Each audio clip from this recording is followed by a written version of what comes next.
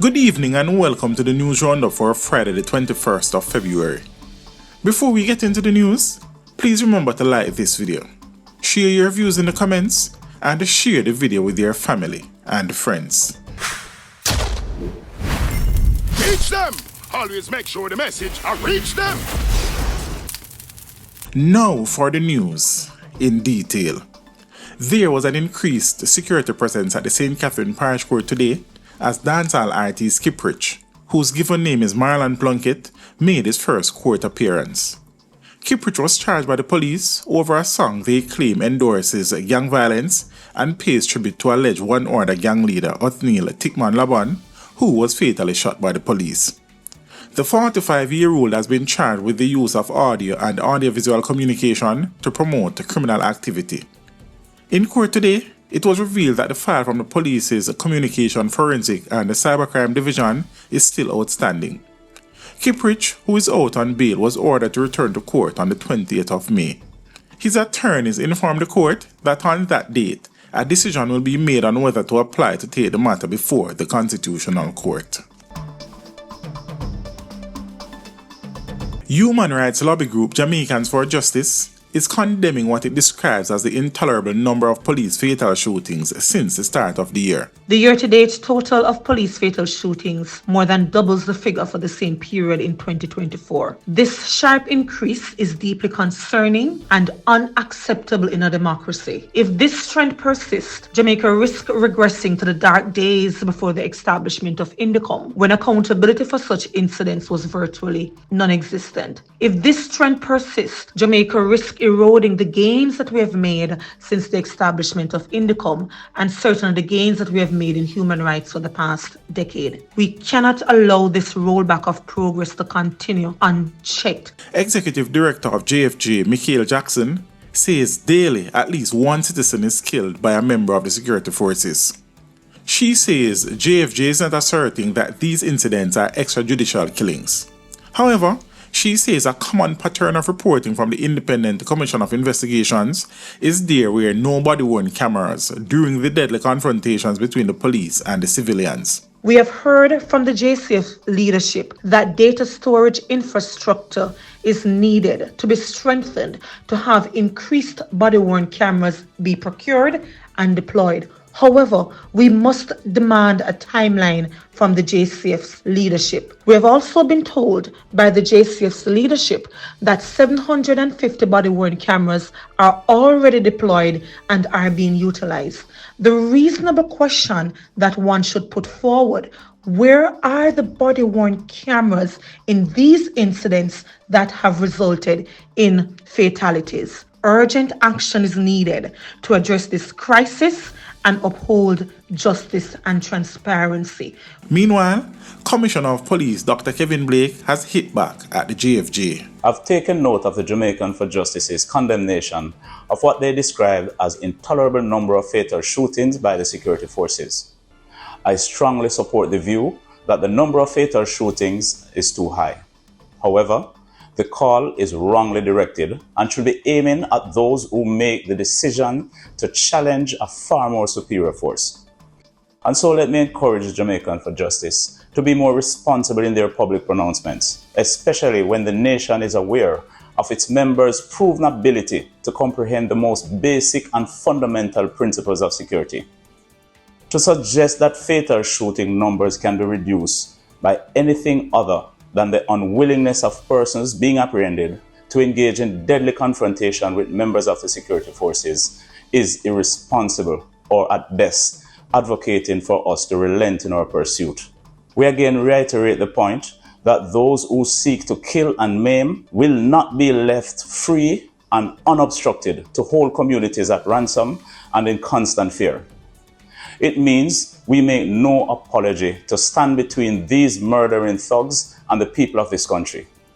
We also wish to reiterate the idiocy of these criminal elements in seeking to engage the security forces with deadly force and expect not to be responded to with similar force. Ladies and gentlemen, our prisons and police lockups are fully populated with persons who have made the smarter choice of surrendering peacefully to the police. We have had well over 1,000 firearm-related arrests each year. Persons have had their day in court and have, in some instances, been freed of the charges against them. They have all lived to see another day, simply because they choose not to direct deadly force against our members. We have had police officers and soldiers killed and seriously injured in some of these confrontations. It is mandated by policy that every incident of fatal shooting must be followed by a removal from frontline duty and an administrative review. This takes police that would normally be out to protect you, the citizens, off the street. And so, yes, we agree. We need to have less fatal shootings. And so I call upon JFJ to demonstrate to the public that your care is more for the well-being of our citizens and less for the relevance of your organization. And it is hard for me to think otherwise when I know JFJ is fully abreast of the facts. This constant call for there to be more accountability over the JCF is in itself a slap in the face of Indicom. Be reminded that that is their single most important mandate. And let me be absolutely clear, lest I am misunderstood or misquoted. I am a full supporter of what Indicom stands for. An effective Indicom assures me that those among us who believe that they are free to break the law will be held to account and be removed from within our ranks. The JCF's effectiveness depends on this. However, I am concerned that the JFJ supports the idea that Indicom's investigation is being hampered because we do not have body-worn camera footage to present to them, even while they have more than 60% of what is required to complete an investigation. And this includes statements from our members who are involved, ballistic information, report on the circumstances surrounding the case, and primacy over the scene. We in the JCF do not have the luxury of taking that position. So let me take this opportunity to reiterate the point that we have been making for some time. We will continue to use our superior intelligence gathering capabilities. We will continue to utilize our superior investigative capacity. We will use our superior operational capabilities, and we will go out and confront those who seek to destabilize our communities by wielding the threat of violence and terror. It continues to be our intention to bring those marauding criminals to justice so that they can have their day in court. Our track record of bringing violent criminals before a judge is beyond question. However, let me say again, when the police come for you, do not raise your weapons against us. Lay down your weapons and have your day in court. But should you choose the foolish option of challenging us with lethal force, know this: I do not train my police to lose. We have the superior training and firepower to ensure that we win every time. Let me encourage every Jamaican who truly believes in justice to work alongside the Jamaica Constabulary Force to continue our mission to bring down violent crime even further this year. And let's create a society where we can all feel safe. National Security Minister Dr. Horace Chang is seeking to reassure civilians that the Jamaica Constabulary Force is not a hit squad. He made the comment amid the increase in police fatal shootings since the start of the year. According to the latest update from the Independent Commission of Investigations Indicom, 50 people have been fatally shot by the police since the start of the year. Of that figure, 22 were recorded since the start of February. This is a stark increase when compared to the 22 people who were fatally shot in the first 2 months of 2024. Chang sought to put those concerns to rest. He says the force has the necessary resources to identify criminals across the country. We have provided the resources, not finished. We still have to build stations all over the island, Pearson and others, but was emerging the outgoing commissioner and the support of a team here, and now Commissioner Kevin Blake, have expanded all aspects of the police force. Their intelligence is superior today than what it was before. So they know where the criminals are. This commissioner and his team, supported by the intelligence CIB, know the criminals. He says the special operation formed to nab these suspects is not a hit squad. Commissioners have initiated a thing called focused deterrence. It's not a hit squad we have here. That's things of the past they can write in history. A structure that identifies individuals who are involved in criminal activity and build the files around them. Chang says once these files are built, the JCF's next step is to apprehend those suspects. He says that aspect depends on how those individuals react when they come face to face with the police. When the case is built, they go for them. And when they hear they're coming, I advise them, please come in. We'll make sure you're treated well and go to the courts. We have a very conservative and a very good court system. We have no problem, but they have to behave themselves. If they don't, we bring them in. If they attack the police, we still bring them in, maybe in another form. But we'll find them as they build out their intelligence, their investigative capacity, and of course, their physical capacity. Member of Parliament for West Portland, Darrell Vaz, has moved to reject what he is calling politically motivated social media posts seeking to falsely link him to the sale and the transfer of a building that housed embattled brokerage house Stocks and Securities Limited, SSL. Vaz says the building in question was purchased in 2013 by businessman Christopher Borman, the father of his now daughter-in-law. He says that the purchase happened over 10 years before Borman's daughter became part of his family. I have taken note of the lies and misleading information being spread on social media by PNP bloggers who are suggesting impropriety and seeking to involve me in matters concerning the transfer of a building which had housed Stocks and Securities Limited. The fact is, a company owned by prominent businessman Christopher Borman, who is the father of my now daughter-in-law, had owned the building since 2013, well over a decade ago. Mr. Borman bought the building from SSL in 2013. Mr. Borman was the owner of the building many years before his daughter's marriage to my son. After concluding the 2013 purchase, Mr. Borman had leased the building back to the owners of SSL who were already occupying the building. Vaz says the transaction by Borman to transfer the building to his daughter and the son was done by a law firm in which the People's National Party president, Mark Golding, is a partner. The referenced legitimate transactions have absolutely nothing to do with me. For the record, I heard about them both today, the purchase and the transfer, for the first time via social media when videos and tweets posted by PNP bloggers were brought to my attention. As I have done in the past, I will pursue legal action against any individual who, due to a clear political agenda, uses any platform to seek to suggest impropriety on my part concerning a legitimate transaction which has nothing to do with me. The stepfather of reputed Friendship Lane gang leader Nicholas Burke, otherwise called Buck, was gunned down about 4:15 p.m. on Thursday. The deceased is 50-year-old Christopher Denny. The police say Denny was shot and killed in Friendship Lane in Crossroads, St. Andrew. Reports are that Denny was at the location when a lone gunman opened fire at him.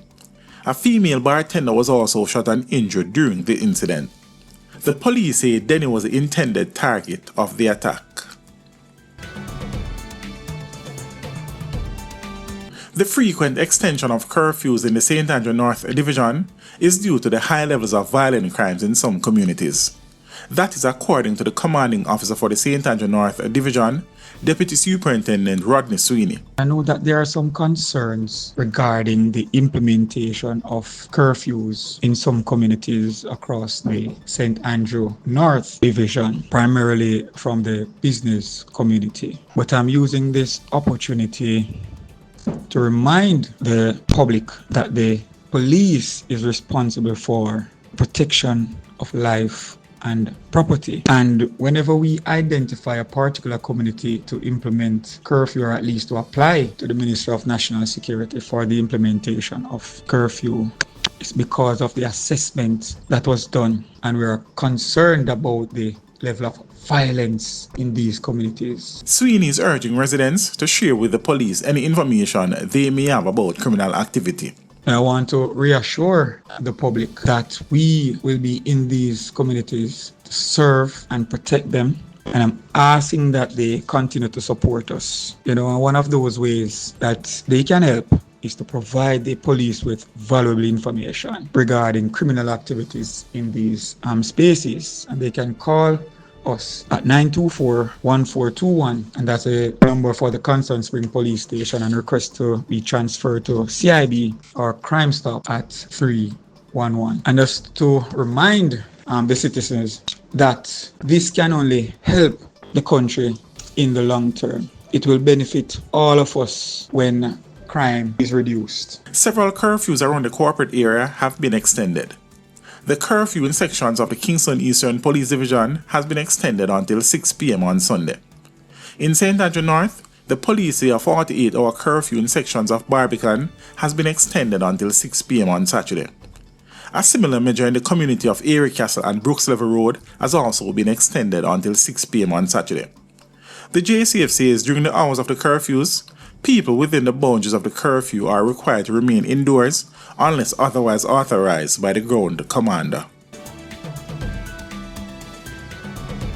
The St. Andrew South police are probing the circumstances leading to the death of an unidentified man and the injury of 3 others following a 5-vehicle crash on Marcus Garvey Drive in Kingston's Industrial District Thursday night. The incident happened about 10:20 p.m. Lawmen from the Hunts Bay Police Station who responded to the scene reported that the deceased and 3 others were riding motorcycles in the direction of Portmore. They say upon reaching the intersection of 9th Avenue in the vicinity of the Tinsipen Aerodrome, one of the men reportedly lost control of the bike, causing the others to slam into a Toyota Coaster bus. The police say they took all 4 men to hospital, where one was pronounced dead and the others admitted for treatment. The driver of the bus was the only person aboard at the time. Over 4,000 Jamaicans have yet to collect their $20,000 disbursement from the government under the Reverse Income Tax Credit Initiative. Tax Administration Jamaica says the funds were distributed to remittance agencies. TAJ says these 4,171 individuals have until Friday, March 7 to claim the funds, or the money will be returned to the government. Beneficiaries are reminded that they must present a valid government-issued identification and the transaction number sent to them via text or email when they were notified of the disbursement's availability. To date, the TAJ states that the government has disbursed $6.9 billion in one-time tax give-back payments to 346,085 eligible individuals since the initiative's implementation in October of 2024. Westmoreland taxi operator Delroy Rodney, who pleaded guilty to 5 counts of causing death by dangerous driving following a crash on the Bluefields Main Road in 2023, has escaped prison time. Rodney was sentenced to the Westmoreland Circuit Court to 18 months imprisonment on each of the 5 counts, which are to run concurrently. But the sentences were suspended for 3 years. Additionally, he was ordered to pay 500,000 Jamaican dollars on each count to the surviving families of the 5 victims, totaling $2.5 million. The sum must be paid by the 31st of March. As part of his sentencing, Rodney is not allowed to hold a driver's license for the next 3 years.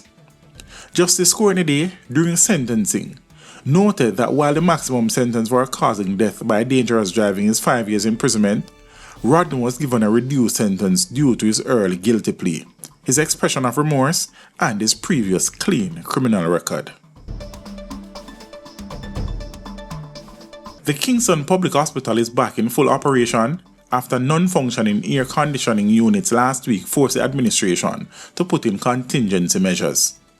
A statement from the Southeast Regional Health Authority, SARA, on February 17 said the affected areas were the accident and emergency, main operating theatre, recovery room, and the intensive care unit.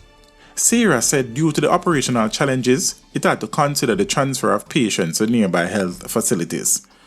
On Friday, Health Minister Dr. Christopher Tufton said that the issue would be rectified in the coming days. Tufton said the delay in fixing the AC units resulted from the service provider CAC 2000 facing challenges. However, the issue was eventually addressed with the help of the overseas manufacturers. In business, the Bank of Jamaica has decided to hold its policy interest rate at 6%, ending a streak of 4 consecutive quarters of reductions. The move was announced on Thursday after the BOJ's Monetary Policy Committee meeting earlier this week. It aims to keep inflation within the target range of 4 to 6% and maintain stability in the foreign exchange market. BOJ cited stabilizing inflation expectations, a steady exchange rate, and strong employment levels as justification for its decision. However, the decision is likely to frustrate the private sector, which has been calling for more aggressive rate cuts to stimulate economic activity. Business leaders argue that lower borrowing costs are needed to support investment and recovery, especially after economic contractions in late 2024. The BOJ says inflation risk remains tilted to the upside, driven by global economic uncertainties, potential policy changes in the US, and adverse weather conditions. The committee cautioned that it could adjust its monetary policy if risks of inflation rising beyond the target materializes. And that is it for your news roundup for today. We would appreciate you liking this video, leaving a comment, and sharing the video with your family and friends. Have a good evening and see you next time.